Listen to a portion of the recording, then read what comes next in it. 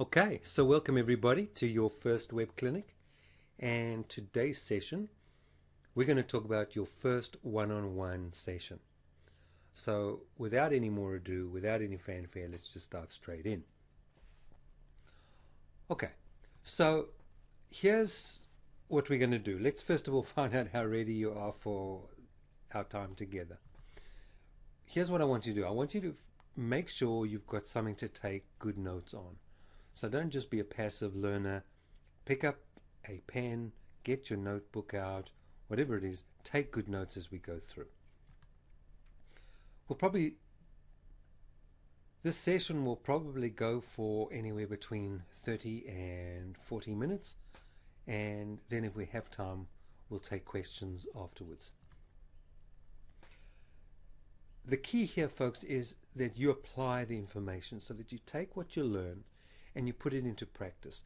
Now, what we've tried to do from our side is try and make this as practical as possible. So right at the end, we're going to give you exactly what it is that you need to do to start implementing what you've learned immediately. Okay. To implement what we've done is we've created the program in such a way that at the end of our session today, you'll be given an exercise, and that exercise is going to help you to implement what you've learned today.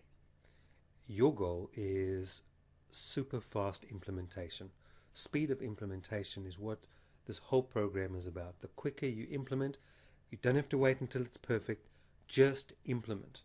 The sooner you implement, the sooner you start to learn, the sooner you start to grow, the sooner you start to get your sales up and running. Okay, so apply the information. Now, if we don't have time for questions, and even if questions come up after today's session, then I'd like you to just discuss them with your coach. So when you're on the phone with your coach, that's a great opportunity to talk about challenges that you're having in terms of your own implementation. So far, this is where you should be up to.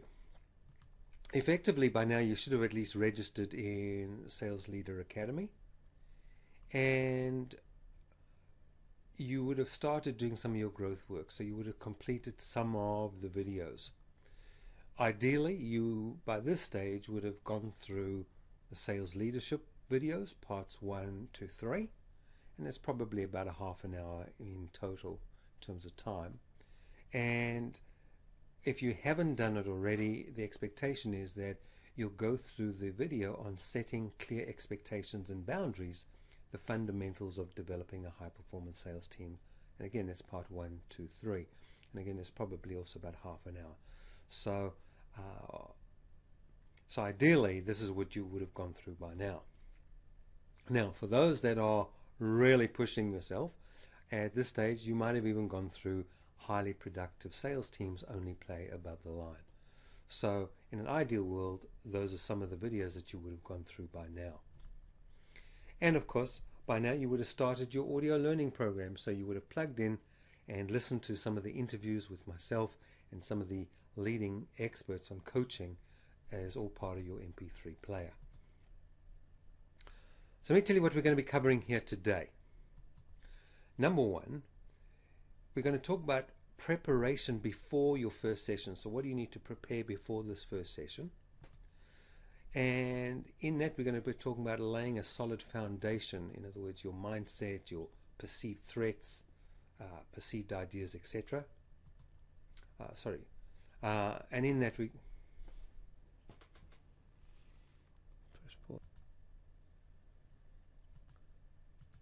So let me tell you what we're going to be covering in today's session. Firstly, we're going to look at the preparation that you need to do before your first session, all the activities that you need to implement in order to make your first session as successful as possible. We're going to talk about setting expectations. So we're going to talk about the expectations discussion, and this is really the foundation of your coaching with your people moving forward. Setting the expectations, and we're going to go through in detail about expectations today. We're also going to cover what you should do during the session. And I'm also just at the end going to talk about the sales skills analysis, because hopefully by now you would have gotten an email which had the link to the sales skills analysis. You would have hopefully watched that video, and at the very least set up a time with your people to start that process of identifying the 25 core mission critical skills that you want to apply to your particular brand of selling. And we'll talk more about that at the end. So let's talk about expectations. Let's just drive straight into it. What are expectations essentially? Well, what are they, and how do we set them? So we're going to talk about what they are, and we're also going to talk. So we're going to talk about expectations. The first thing we're going to talk about. So let's talk about expectations, and we're going to go in depth into expectations here today. We're going to cover what are expectations. We're also going to look at why setting expectations is so fundamental to your sales team success. And then we're going to cover the 3-step process for setting expectations effectively.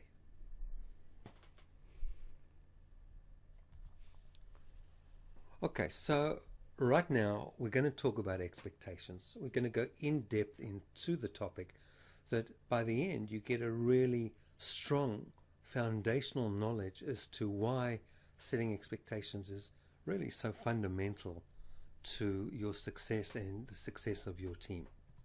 So we're going to talk about what expectations are, and again, as I said, we're going to talk about why expectations are so fundamental to your sales team's success, and then we're going to look at the 3-step process for setting expectations effectively. So give you a simple recipe to follow. And finally, we're going to look at, so what do you do now when this webinar's, and then we're going to look at what do you do now, so when this web clinic is finished. So when this and then we're going to take a look at what do you do now, so that when this web clinic is finished, you can just dive straight in and get this process underway. So what are expectations? And there's a lovely quote there by Alexander Pope, and there's a lovely quote there by Alexander Pope who says that, I guess when we expect nothing, we get nothing. Anyway, so let's talk about expectations and how what we expect is not often what we get. So what are expectations essentially? Well, expectations are effectively defined as the act or state of looking forward or anticipating. So what do we mean by that? That means that we look forward, or we anticipate that our people are going to do X, Y, Z. Now, most of the time they don't deliver on our expectations, and that leads to disappointment. So we know that one of the key components to effective leadership is setting expectations for those who follow you. And this is a good opportunity. And in fact, this is a really good opportunity just for me to introduce just a quick story here. Last year I had the wonderful opportunity of going to my stepdaughter's first Holy Communion. And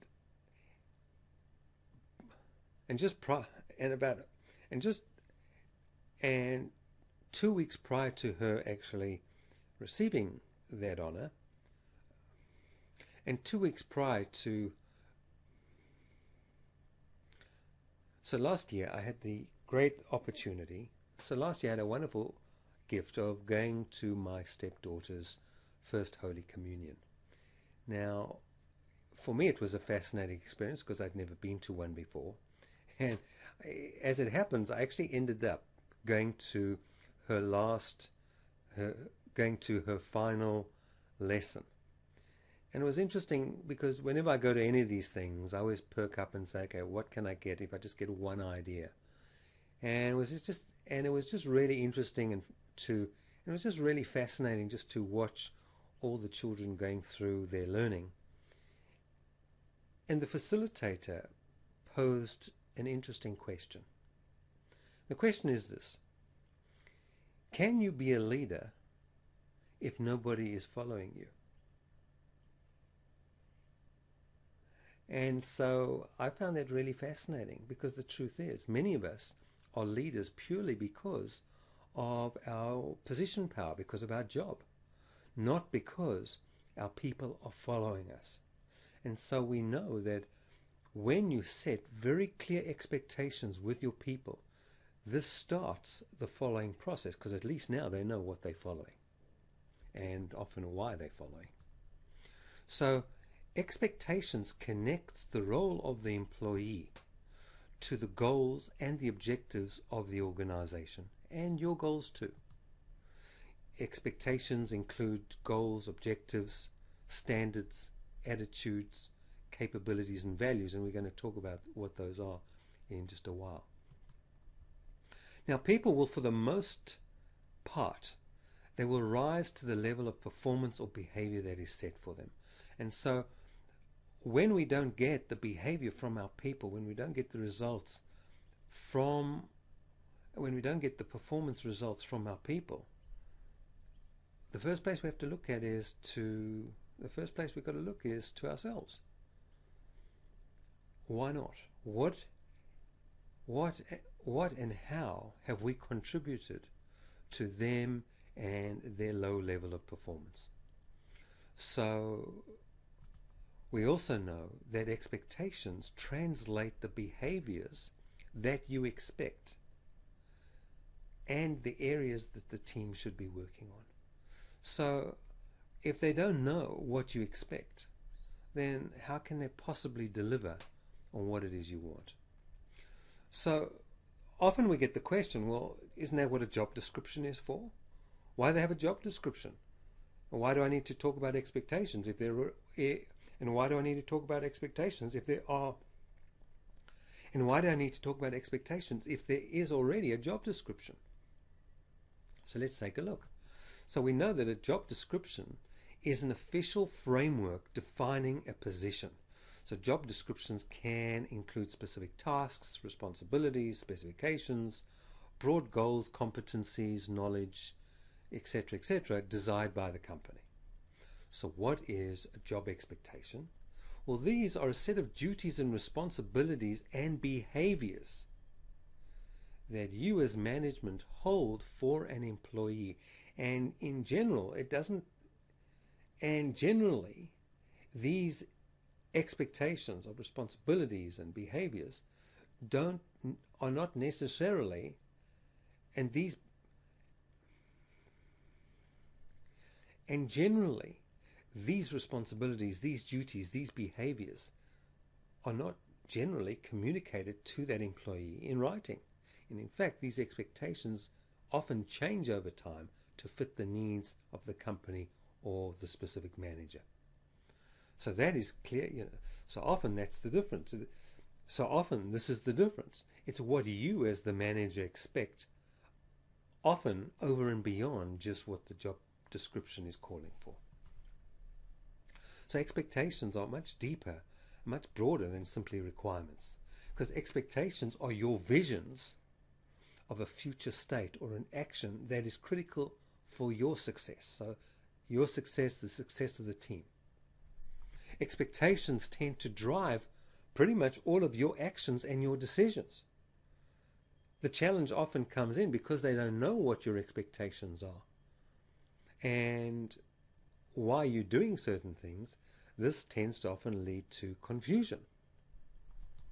And so primarily, expectations are a measure of, and so many times in your own mind, these expectations often are the primary measure of your people's success. You judge your people by what you expect of them. And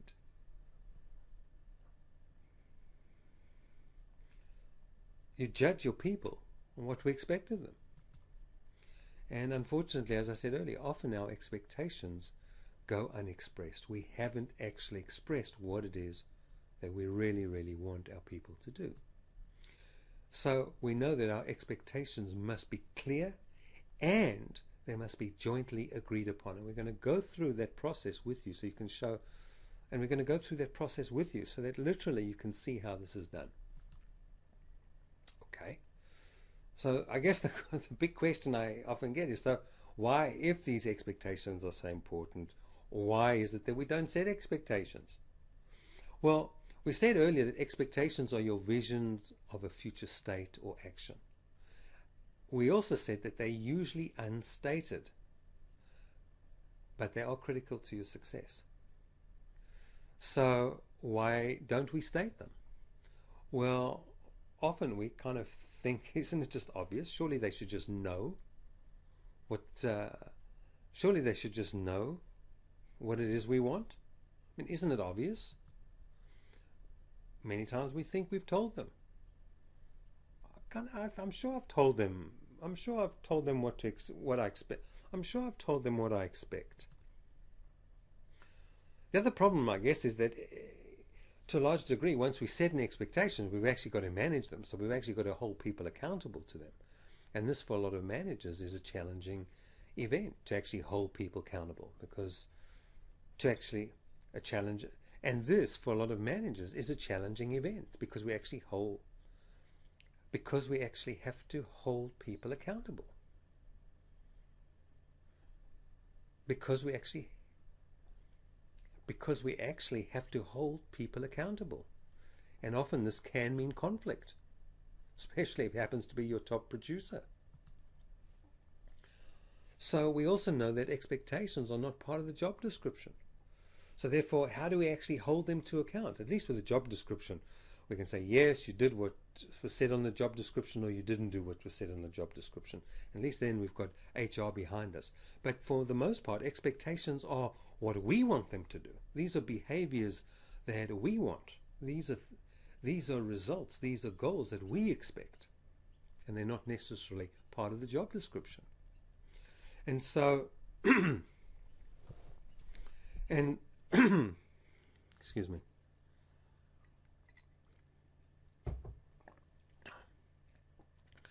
And so often we manage our expectations. And so often then we manage our expectations with our disapproval. So somebody comes in late and we don't necessarily say anything, but we give them that look of our personal disgust or judgment. How dare they come in late? But nothing is ever said. And so we kind of think that surely they should know. I mean, didn't they get my meaning? And that sets up, and that typically sets up frustration, not just for yourself, but for your salesperson as well. Folks, the truth of the matter is, for the most part, folks, the truth of the matter is that really, for the most part, hey, we've never really been taught.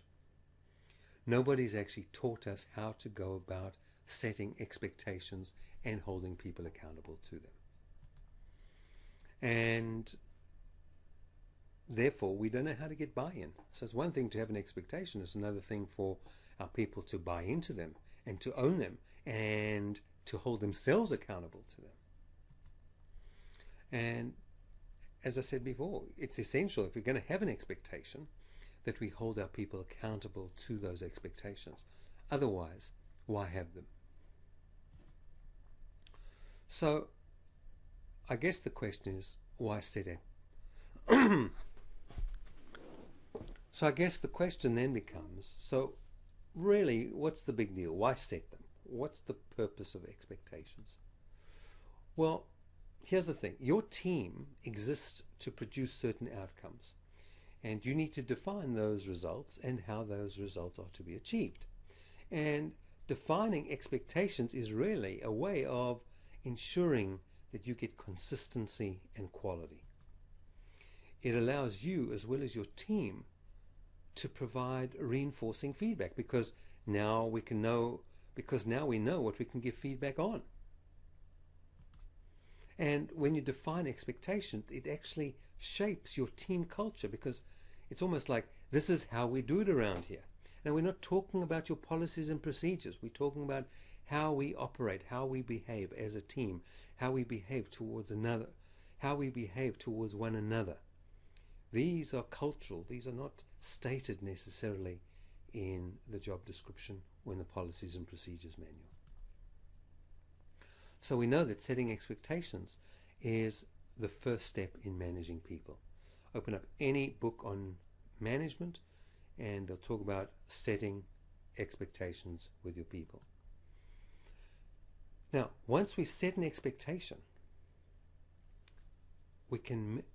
once we've set an expectation, the beauty is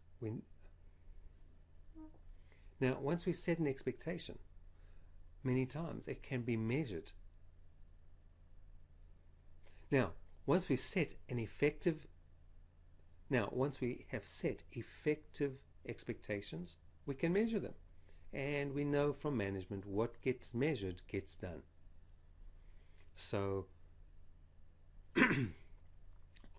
really, I guess, so with that in mind, this is why expectations are so critical. Folks, if you never set the expectation to begin with, then you have to assume that your staff are psychic. They're mind readers. Just because you get put out or your body language expresses your disappointment, that doesn't mean to say that they get it.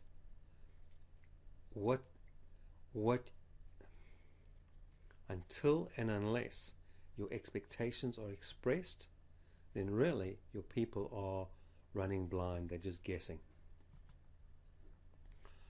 The good news is that we know expectations motivate people to stretch their abilities. If you have a certain expectation of an individual, often those people will rise to that expectation. We see this often with children all the time, and there's been heaps of research on the subject. We also know that when you have expectations and everybody knows what the expectation is, it tends to reduce a lot of the employee problems that you're faced with at the moment. Folks, if the team expectations have been set, then they can be if the team expectations have been set, then those expectations can be reinforced. If no expectations have been set, then what gets reinforced is generally random. So sometimes you get good behaviors reinforced and sometimes bad. But it's not by design. It kind of just happens by happenstance. So when you set expectations, now you start to design the organizational culture, the team culture that you want for yourself, for your office, for your team. All right, so let's take a look now at the three-step process to effective expectations. So what are they? Well, step number one is you need to set up your expectations discussion. And we're going to give you the how-tos for doing that. Step number two is you need to determine your own expectations, and we're going to show you how to do that too. And then finally, step number three is you've got to conduct your expectations discussion. Now, let me just say at this point, the reason that we are having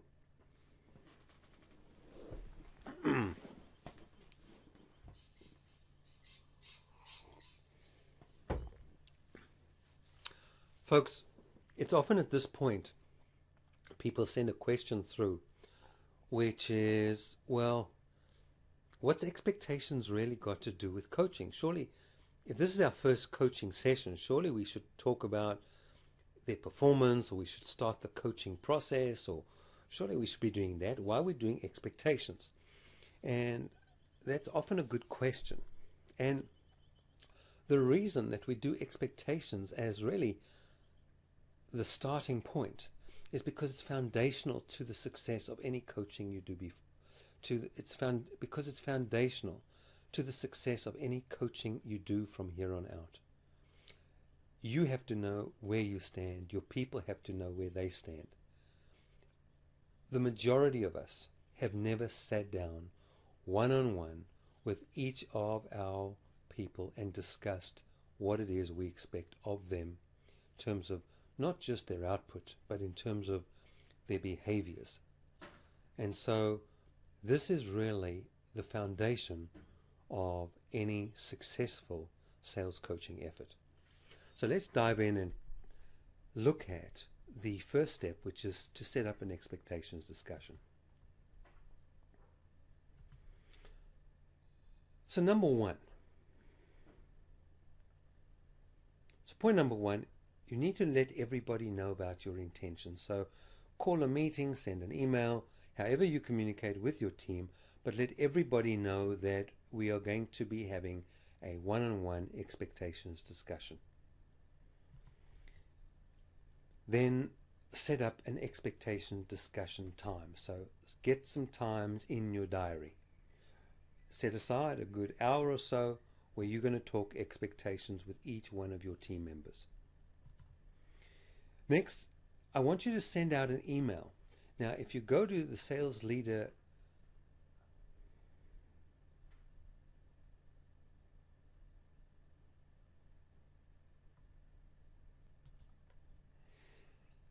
So next, I want you to go to the Sales Coach Academy, and in the section marked Expectations and Boundaries, you'll see an email letter template.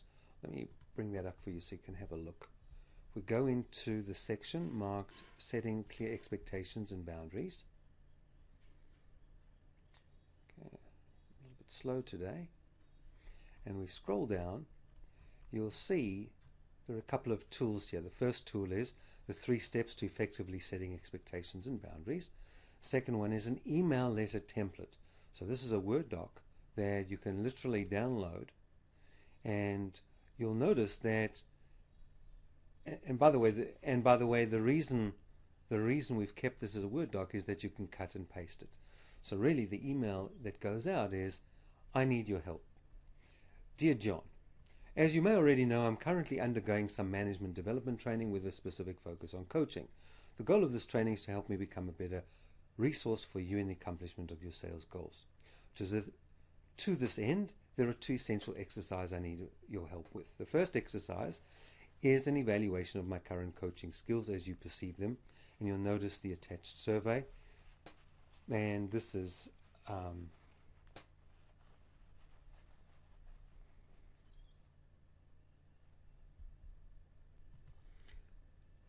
To this end, there are 2 essential exercises I need your help with. Number 1, the first exercise is an evaluation of my current. The first exercise is an evaluation of my current coaching skills as you perceive them.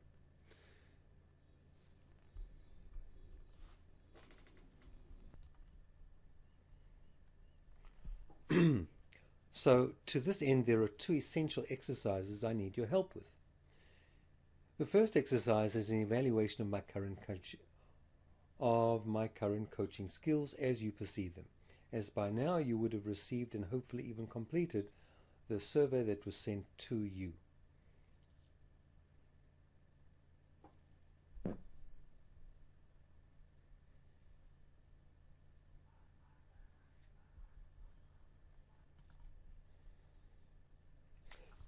And so by now you would have already received and hopefully even completed the survey that was sent to you. Folks, this is the 360-degree survey that this is the 360-degree survey that you would have had an email about that has gone out to your people, so we can get some feedback as to your current coaching ability.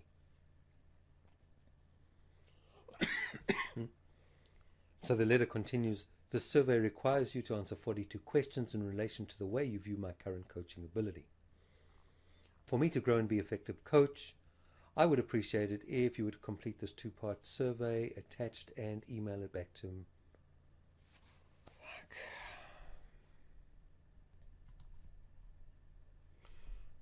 This first exercise is an evaluation of my current coaching skills as you perceive them. So by now you would have received and hopefully even completed the survey that was sent to you. The survey requires you to answer 42 questions in relation to the way you view my current coaching ability. For me to grow and be an effective coach, I would appreciate it if you would complete the survey as soon as possible. Complete the survey as soon as possible. It should take you no more than 6 to 8 minutes. Your candid feedback will be very helpful and much valued. Okay, start again. I need your help, please. As you may know, I'm currently undergoing some management development training with a specific focus on coaching. The goal of this training is to help me become a better resource for you in the accomplishment of your sales goals. To this end, there are 2 essential exercises I need your help with. The first exercise is an evaluation of my current coaching skills as you perceive them. So by now you would have received and hopefully even completed the survey that was sent out to you. The survey requires you to answer 42 questions in relation to the way you view my current coaching ability. For me to grow and be an effective coach, I would appreciate it if you complete the survey as soon as possible. It should take you no more than 6 to 8 minutes, and your candid feedback would be very helpful and much valued. So folks, this is the survey you would have received an email about that has gone out to your people to establish really a baseline as to your current skills, so that we can now measure in 3 months' time, once you've completed the program, how you are perceived by them, and hopefully there should be a shift. And we're happy to share those results with you, both your current reality and the future, and your future, and really the future results after implementing the tools and resources that you're going to receive on this training program. Now, the second exercise is an expectations exercise. Within the next few weeks, you and I will be having a sit-down discussion regarding what we expect from one another.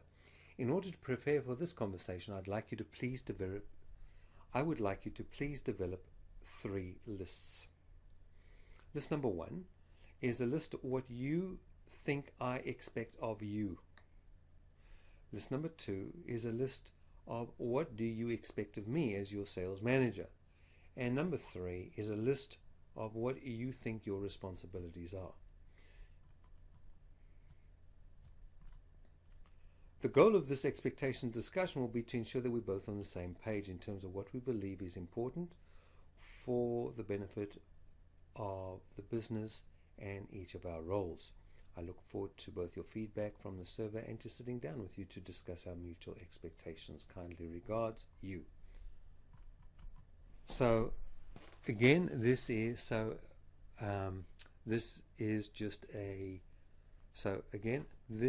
a letter that you can just copy and paste, and it really makes it easy that way to send out to your people. The wording is there to get them to buy into the concept, and really, I guess, to save you a whole bunch of time, because it's a template. You just copy and paste, change names and dates, etc.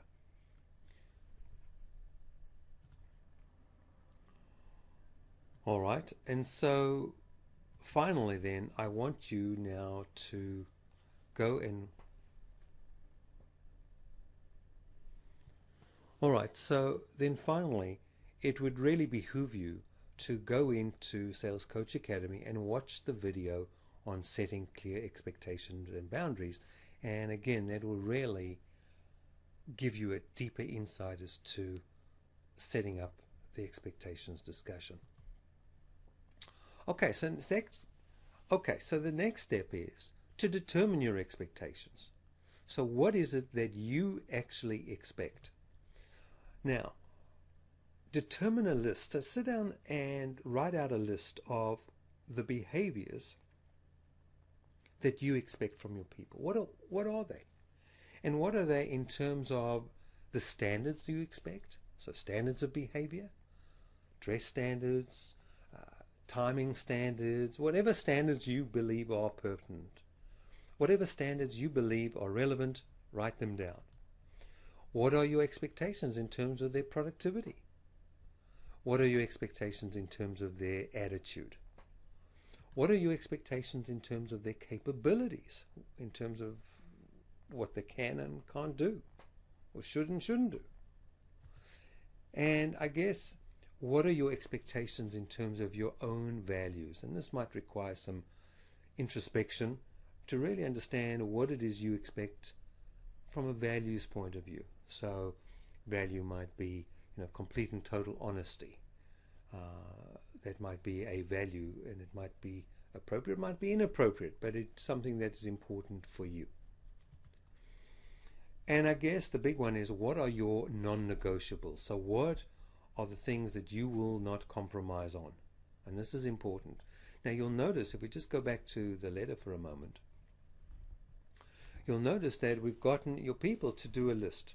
And they're going to do a list of 3 things. So a list of what they think you expect of them. And this is often really revealing, because this will tell you what you think. And often this is really revealing, because this will tell you whether in fact your expectations have been read clearly or not. And of course, then obviously they're going to write down a list of what you expect of them, and also what they expect of you. So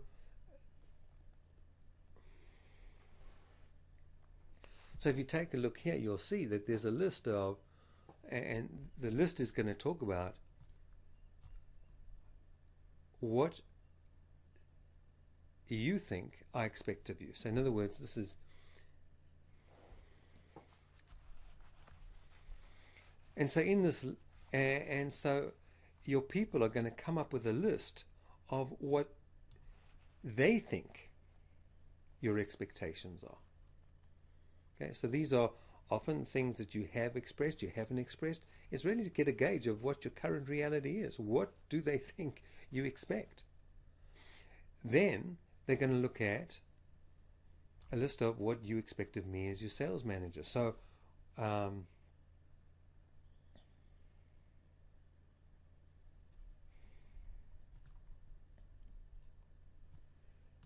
okay, so the next one is, what do they expect of you? So you being their manager, what are their expectations of you as a leader, as a manager? What do they want from you? And then finally, they're going to be looking at what you think, and finally they're going to be taking a look at what they really believe their responsibilities are. So this will give you a really good idea as to really the state of play, and how maybe misaligned your expectations are with your team. So with that being said, let's continue. Moving on to step number 3. So here's where you're going to conduct an expectations discussion. Once again, you're going to prepare your session. So there's session preparation, and you're going to lay a solid foundation, and we're going to go through each of these in a minute.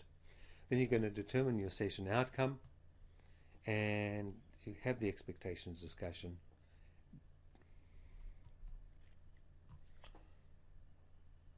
So firstly, there's some stuff you've got to do before the session. We're going to cover that.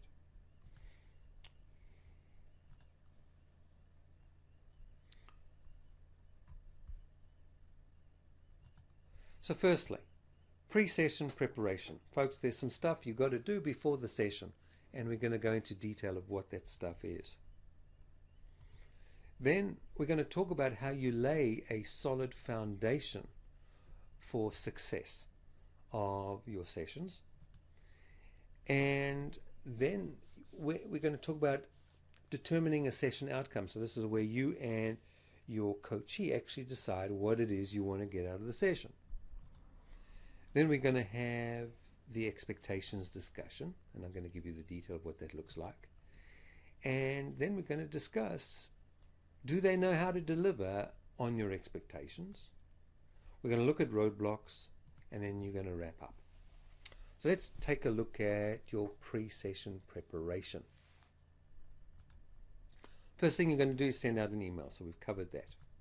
Second thing you're going to do is you're going to sit down and you're going to determine your own expectations. And remember, we spoke about what are your expectations in terms of your standards of behavior, your values, productivity, their capability, etc. Now, folks, you're going to have to be willing to negotiate. Just because you say it like that doesn't mean to say that they're going to buy in. Now, often the negotiation for many times the negotiation is not actually about content.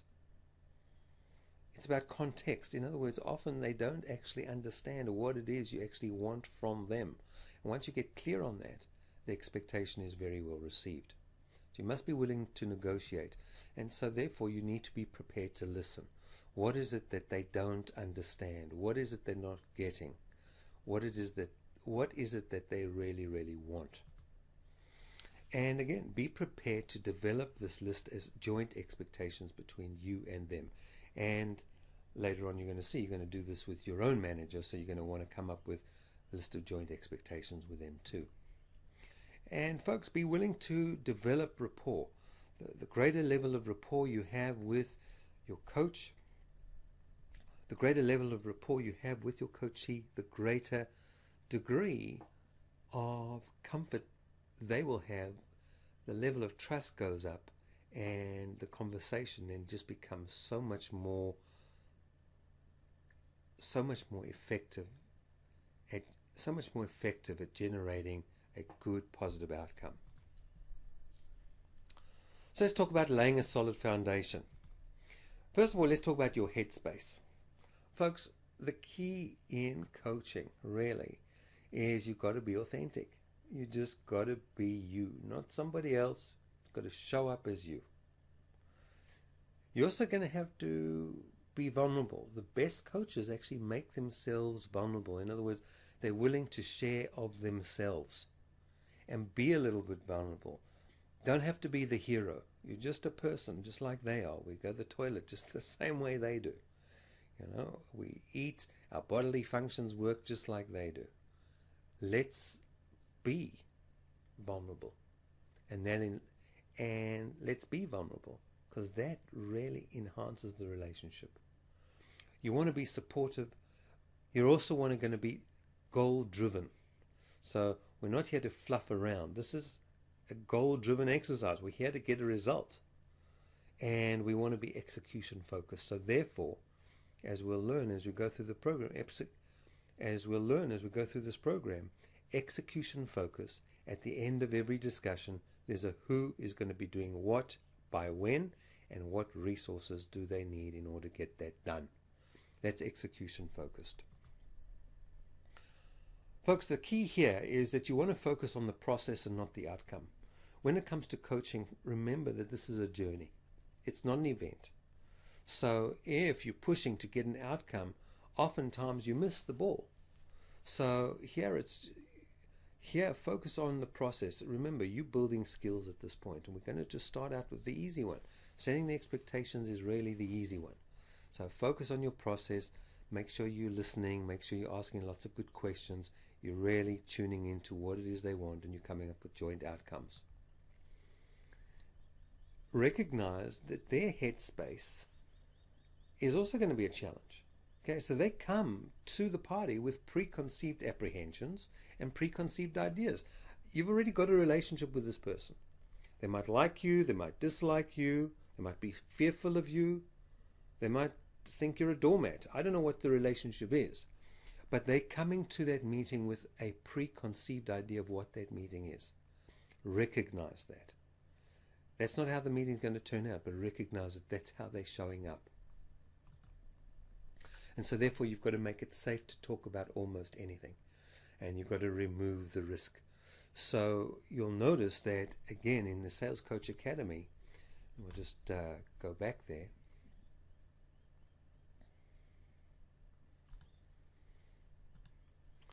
There's an article which says, create a learning conversation. Click on that article and read it. In this article, we're going to talk about how to have a good learning conversation, because that's what this is really all about, and how to make it safe for them to talk to you. The other article we're going to have a look at, which is just below that, is an article called Breaking the Culture of Silence. So this is a concept that we talk about, which is silence and violence. And the theory is basically like this.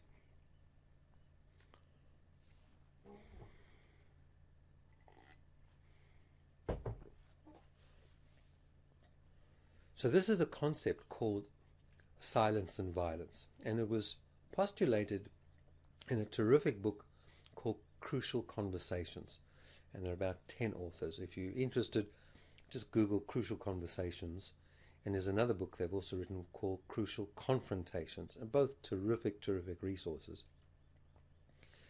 In the book they talk about silence and violence. So what that is, as human beings, when we get under stress, we are programmed to either go into fight or flight mode. Many of you already know how this works. Many of you already know a little bit about the theory. I guess for those of you who don't, just a brief theory. There's a tiny part of your brain kind of sits right at the almost where your neck joins your head, and it's about the size of an almond, and it's called the amygdala. And this is really and this forms the base of what we call our reptilian brain. So when we were formed many years ago, this part of our brain was the part that was mainly focused on this is the part that is mainly focused on survival. And oftentimes this is what runs us as human beings. We perceive danger and we go into fight or flight mode. Any stress is perceived as danger. So here's the interesting thing. Often and here's the interesting thing. When we get under stress, this is a physical manifestation of what happens. All the blood rushes from our brain. And by the way, most of our brain uses a tremendous amount of oxygen. And by the way, our brain uses a tremendous amount of oxygenated blood. So this blood runs from our brain down into our limbs. Why do we need our brain in our arms and legs? Because if we're going to fight, we need to have, we've got. So what's the process? The process. So what happens when we get into a stressful situation? So what happens when we get into a stressful situation? Our amygdala clicks into gear, and we move into either fight or flight response. How do we do this? We start pumping adrenaline. Now what the adrenaline then does, it sends a message to the brain, and the brain sends all its wonderfully oxygenated blood, most of it, down into our limbs. Why do we need highly oxygenated blood in our limbs? Because if we're going to fight or we're going to flight, we're going to need to punch really hard, or we're going to need to get the hell out of there, so we're going to need to pump our arms and our legs really hard. We're going to need the blood in those areas. That's the physical manifestation of what happens. Now, when we're under stress, for any reason, physiologically, that same process occurs. Which often is why, when we get under stress, we can't think. Well, any wonder you can't think when you've only got a very tiny oxygenated blood supply in your brain. And so this is why we need to learn breathing techniques. This is why we need to learn breathing techniques, etc., etc. So back to silence and violence. Here's what's going to happen in your first few sessions. You're going to have one or some of your salespeople sit down with you, and you're going to trigger them. You're going to ask a question which is going to trigger a silence or violence reaction. And if you think back to some of your previous discussions, this might have already happened. Sometimes they burst into tears, or blood rushes to their cheeks and they get all angry, or they start flushing. Okay? This is a sign that you have hit a nerve. You've triggered off a silence or violence reaction. Now, when that happens, that's a signal to call quits for the time being. So, it's Sally, I can see you're upset. Why don't you take 5 minutes? Calm down. Why don't you take 5 minutes? Calm down and come back and join us. And that's the process. What you do, though, is you tell them about silence and violence before your session, so they have an understanding. So now when you call quits, when you call time out, now they have a context for that message. So now when you tell Sally to go outside, you can say, Sally, obviously I've just triggered you.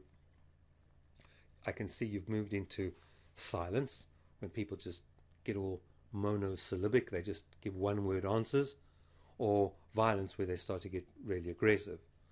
And I can see obviously I've triggered you, so why don't you just take a quick 5 and come back when you've calmed down, we can continue our conversation.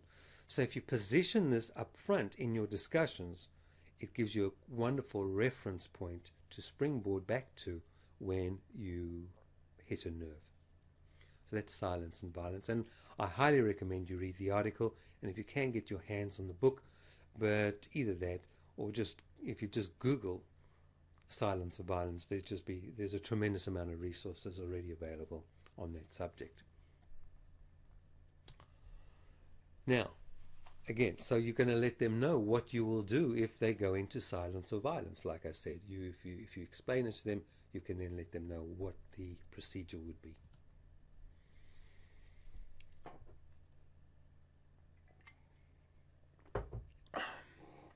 Now, so now you're going to determine the session outcome. So this is where we sit down with our salesperson, our coachee, and we discuss what will a successful session look like. So when we leave here today, when we leave our time, when we leave our session today, what does a successful session look like? What have we accomplished? And let's get an agreement on that. Discuss your expectations for the session. What do you expect out of that session? Discuss their expectations. So what do they expect out of the session? And discuss any concerns that they may have. And again, as I said, this is where you would plug in the silence or violence discussion. By the way, these same discussions you will probably have with your people pretty much for most of your coaching sessions. So if you think about any coaching session, you're going to start out by talking about what a successful session would look like, what their expectations are for the session, what you expect from the session. You might talk about any concerns they might have, and from time to time you might remind them of silence and violence. And again, remind them that this is a joint exercise. So we're doing this together. This is not me versus you, this is us.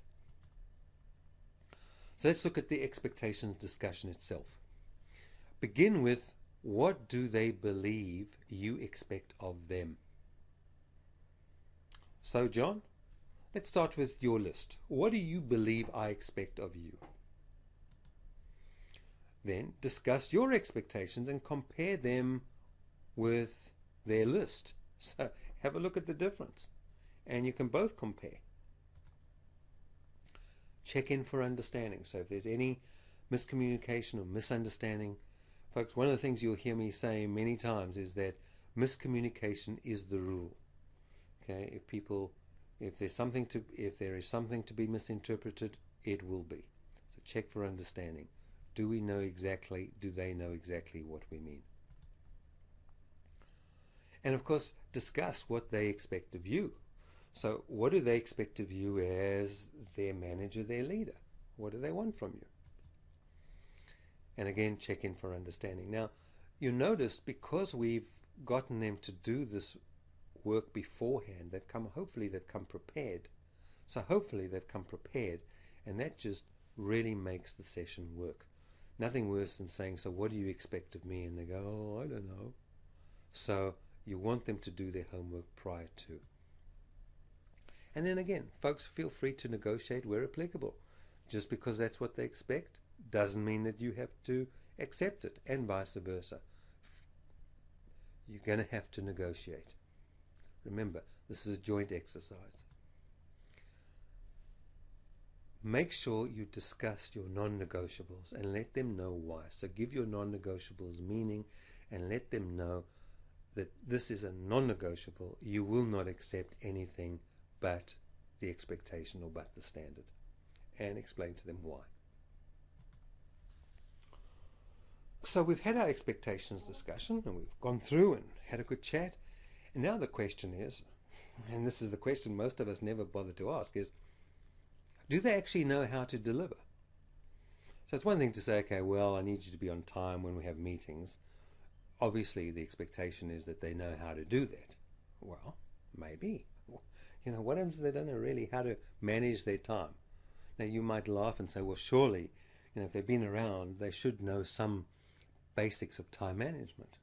Folks, I'm here to tell you, I've coached senior executives, people that are, you know, earning in excess of 3, 4, and in one case, $600,000 a year. And their time management just sucked. So, you know, let's not be presumptuous on this point.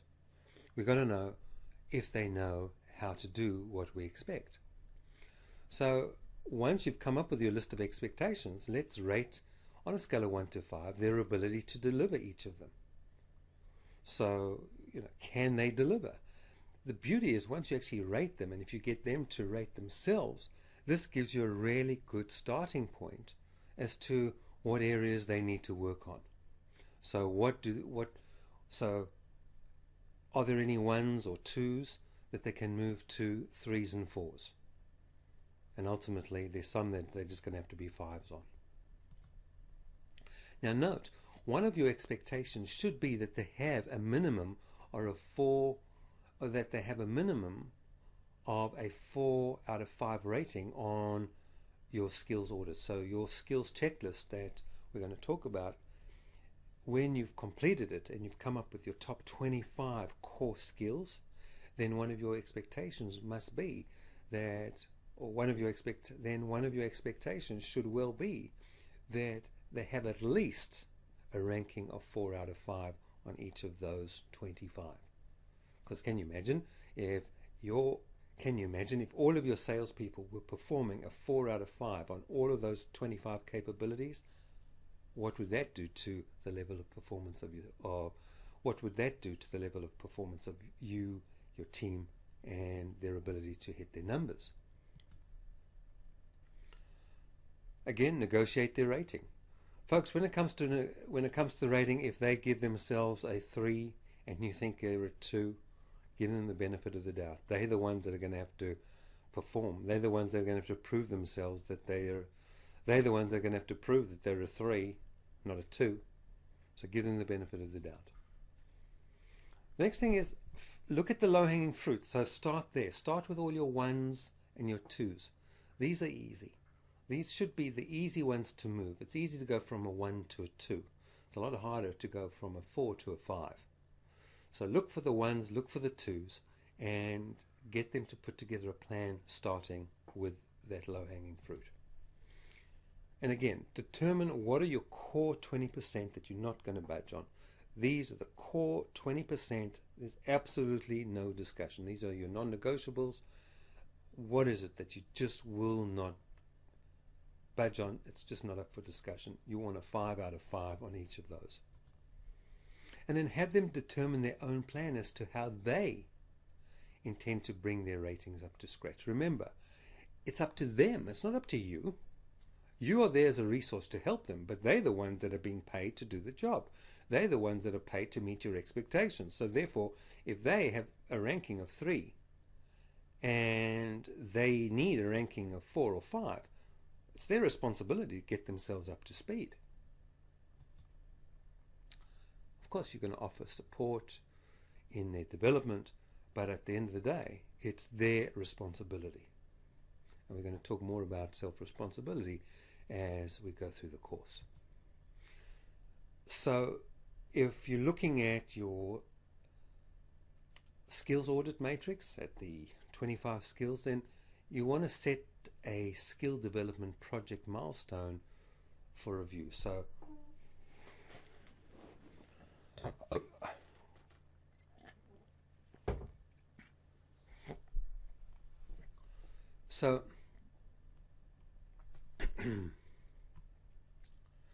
So now you want to do, so now what you want to do is you want to set skill development project milestones for review. So they've decided on the skills that they want to upgrade or the standards that they want to get on top of. Set dates for review. So they now have a target, they're now working towards something.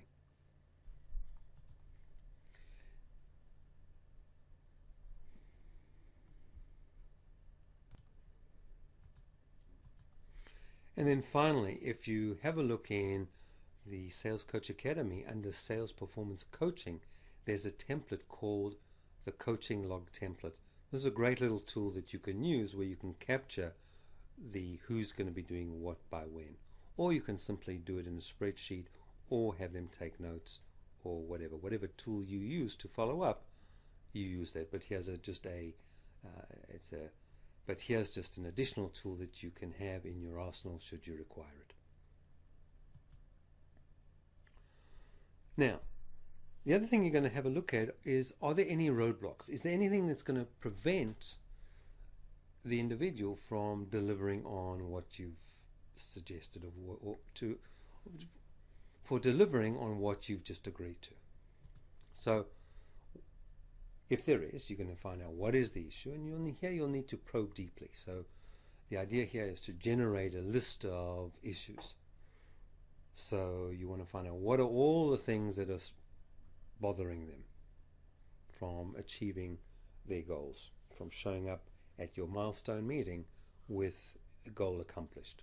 What's going to stop them from doing that? Now, once you've got a list of issues, there might be 3, there might be 5, there might be 17, what you want them to do is you need them to rank the issues. What are the most important to the least important? And then you're going to determine the causes of the top issue or issues. So what's going to cause those issues? And again, you're going to come up with a list, and then you're going to actually rank that list. By the way, and then you're going to rank the list. So what is most important and what is least important? And then you're going to brainstorm solutions. So how do we solve that problem? What do we do to solve the problem? And again, we're going to generate a list, and then from that list we're going to select the best solution, and we're going to determine the best solution and the actions that are associated with that. And then we're going to commit those actions to a coaching log, whether you use the template or whether you use your own system of follow-up. Those actions are going to be committed. In other words, they're going to do them. So now there's really no excuse. We've dealt with the roadblocks, we've got some actions, we've removed the causes, and now what we want to see is we want to see action. We want them to start implementing. We want to know who's going to be doing what, by when, and what resources are they going to use. And then finally, you're going to wrap up the session. So you're going to ask if there's anything else that they wish to discuss, and you're going to schedule sales performance coaching dates for the next quarter. In other words, looking at the next quarter, I want you to schedule dates in. If you're going to coach your people once a fortnight, schedule them in, lock them in. Here's the time, lock them in. Once it's locked in, now you need to make sure that you show up for them. You know, unless there's a major emergency, those sessions must happen. The first day that you cancel, it will send a message that, hey, this is not important. Pick a time, pick a date that's going to be suitable, that is that's going to work for you and work for them, and that will stand the best chance of being able to, and that will stand the best chance of not being moved. Okay, you don't want to get in the habit of constantly moving coaching dates. It sets you up, sets the programmer, it sets your coaching program up for failure. So make sure, lock in those dates, put them in for the full quarter. And then, if you like, you can ask the coachee what worked for them and what they thought needed improvement. And here's a really good one, and that is, get them to take notes, and then they should email you their notes. and their thoughts and their actions. Why? Because why? Because it enhances their accountability. Besides which, why should you be the one to take notes? You've got enough on your plate. Let them take notes. Let them tell you what the actions are going to be. You direct them, and then they just need to email you their notes. And again, let them know that you'll send them a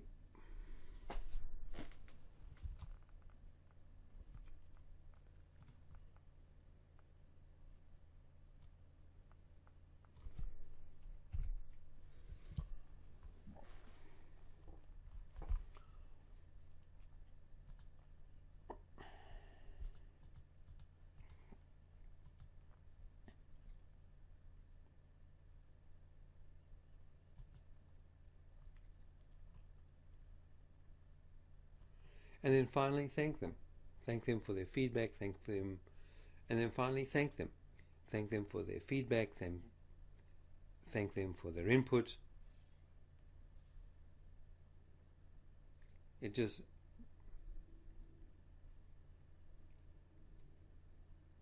thank them for their time. And then review your own performance. How did you do? How well did you do? And of course, what do you think you'd change for next time? And there'll be a next time. So it will either be a coaching session, or it will be another expectations discussion with another team member. So you want to know, what would you improve on for next time? Okay, so let's talk about the actions you're going to take as a result of today's session. Number one, you're going to review the Setting Clear Expectations and Boundaries learning lesson found on the Sales Coach Academy. Number two, you're going to review the articles Creating a Learning Conversation and Silence and Violence. Number three, you're going to tell your team what you're going to be doing and why, and you're going to set up expectation session times with them. You're going to send them out that email using the template to let them know what is expected in that session. And then you're going to sit down and you're going to prepare your own expectations. And you're going to conduct and then you're going to conduct the session. Now, I have included an expectations checklist, which will make it easy for you just to kind of follow.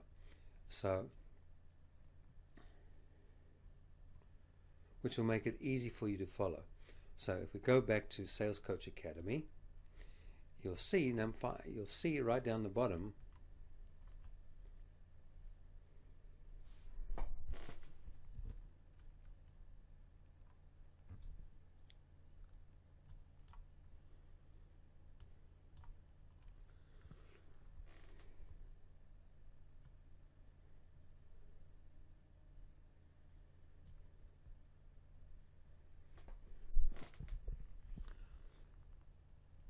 If you scroll all the way down to the bottom, number 6 is the setting expectations checklist.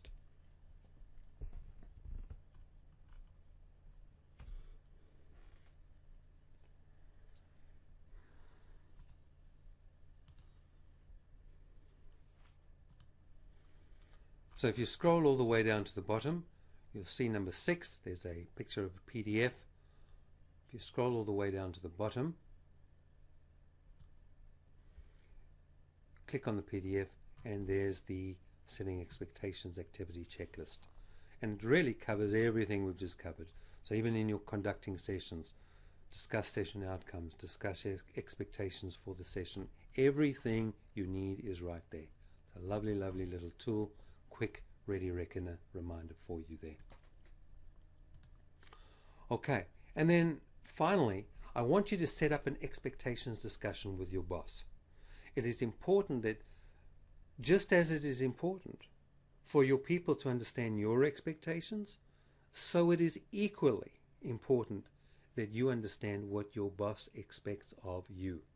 After all, as they say, your boss is your number one customer. Therefore, you need to understand what your number one customer expects of you.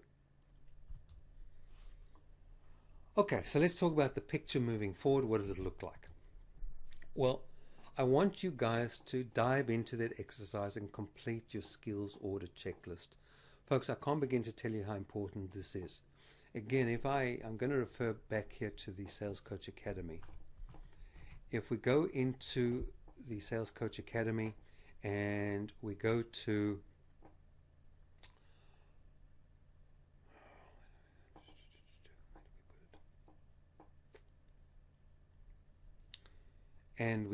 your resources section,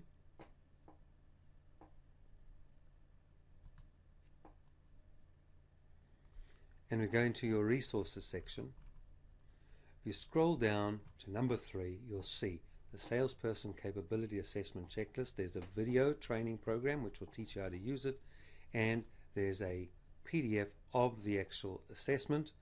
You download it and complete it. Folks, it is an essential exercise, folks, this is an essential exercise, one you don't want to miss out on. It will make all the difference when it comes to you and your coaching and you're developing your team. So make sure you complete that skills audit, go through the video that's only 13 minutes long, and get that exercise underway. Have your expectations discussion, and make sure that you set the platform for ongoing effective sales coaching. So this is why I want you guys to block in your diary the time for coaching. Folks, we know if you start your coaching, if you will do it regularly, consistently, for 90 days, for 3 months, during the course of this program, every second week, whenever you choose, whenever you've decided to do your sessions with your people, if you will do it consistently, you will start to see results you've never had before. So book out the time and make sure you get this done. The other thing I want you to do is I want you to go into the Sales Coach Academy. And if you go into the session marked Setting Clear Expectations and Boundaries, this is an important session that I want you to go through. It talks about how to set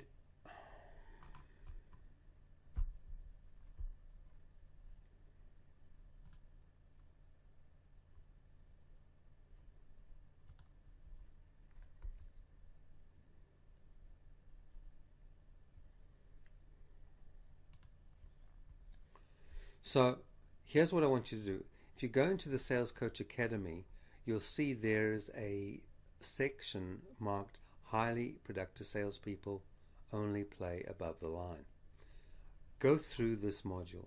It's very important, and there's a wonderful video tool right down the bottom which you can use to play for your sales team. So they can sit and watch it, and it will really help you as you establish and as you set your sales team culture. So run that group session playing above the line. And I want you to start implementing a consistent ongoing coaching practice, which we've discussed. Make sure those times in your diary, and let's get notice we call it a coaching practice because it takes a while before you get the hang of things. You've got to go through the learning. You've got to go from a unconscious incompetent through the conscious incompetent and get into through the conscious incompetent stage to where you start to become consciously competent. And folks, start listening to your audio library. It's a wonderful tool, wonderful resource. There's so much knowledge on that little MP3. Make sure you get that going for you. And make sure you get that going for you.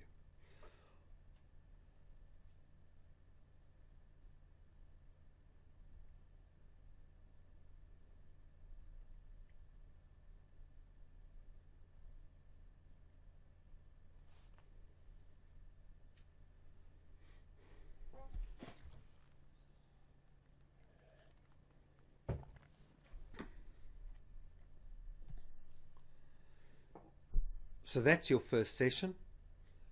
We've covered a lot of ground, and we look forward to having you on the conference coaching call next week. And we look forward to having you on the coaching teleconference call next week. Until then, I'll ask you my favorite question. I'm going to ask this so many times, it's going to drive you crazy. But here's the question. What are you doing today that is ensuring the success of your sales team tomorrow? Have a great week. Cheerio.